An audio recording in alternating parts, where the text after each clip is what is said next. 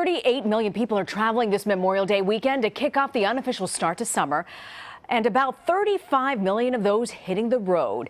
We'll take a look at some traffic cameras in Ohio, California, New Jersey. As for those who are flying, this is the first big test of the summer season for the TSA. Travelers, well, they've had to deal with super long security lines lately, but so far today, things seem to be running pretty smoothly at most major airports. But the big question still remains, will the TSA be able to handle the massive crowds that'll descend on the airports all summer long? Kris Van Cleave is in Washington. Kris, why are we seeing such huge numbers of drivers this week? And I thought it would be the airports, but it doesn't seem to necessarily be the case, huh? Well, Memorial Day's always been a big drivers weekend. We're seeing more this year in part because gas prices are low and the economy has gotten steadily better. So people feel more comfortable taking a long weekend trip somewhere, and it's cheap to drive. So that's why I think you're seeing so many people hitting the road, and the increase from last year. Gas prices are down compared to last year, and that makes it a friendlier weekend to get in a car and drive somewhere. Well, the TSA, we know, is making big changes. They're hiring more screeners. They want to keep these lines moving. But how soon will it be, Kris, before passengers can actually feel the difference, especially as the crowds get larger during the summer?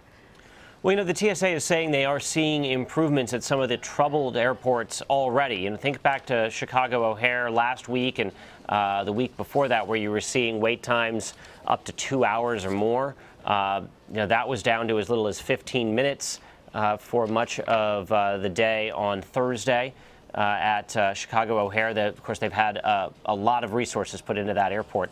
The TSA says 90% of travelers are spending less than a half hour in line, although they expect those numbers to be a little bit longer this weekend as more people are traveling. So at least in the areas where the TSA has really targeted and driven resources, they've seen improvements right away.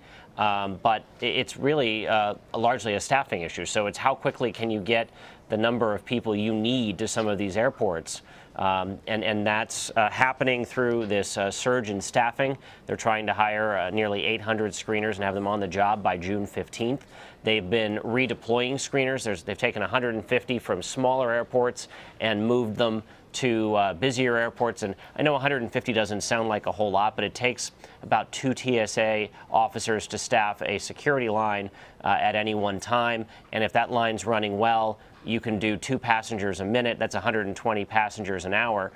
So every little bit helps there. The other thing that you're looking at is you're talking about checked bag revenue here, and that's been one of the big debates is what the bag fees, what does that play in to all of this, and is that creating some of the delays? And the airlines have pushed back pretty hard with that, pointing out that some 40,000 checked bags have missed flights. That's American Airlines saying that 40,000 checked bags missed flights this year, and 70,000 plus of their customers have missed flights because of TSA screening delays.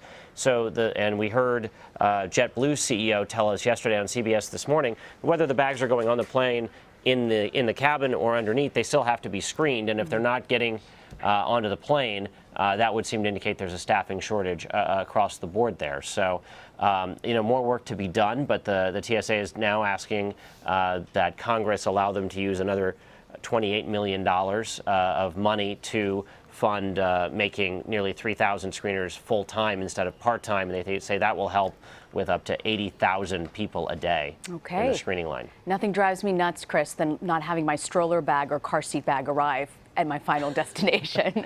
Yeah, not having the stroller is a big problem. It's a big problem. They're usually pretty good about it, but good to know there's a bit of a cash infusion and they're moving things along. Kris Van Cleave in our Washington bureau. Kris, thank you. Sure thing.